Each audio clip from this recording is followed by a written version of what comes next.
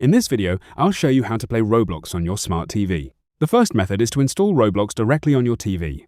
Start by going to your smart TV's home screen and open the Apps section. If you're using an Android TV or Google TV, open the Google Play Store. Next, select the search option and type Roblox.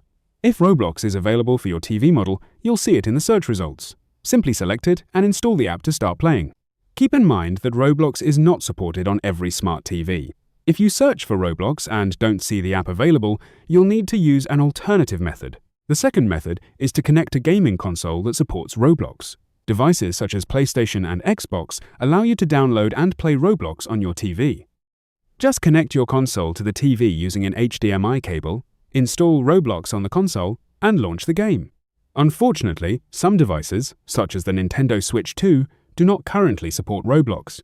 That's all you need to do to play Roblox on your smart TV. If this guide helped you, be sure to leave a like, subscribe to the channel, and I'll see you in the next video.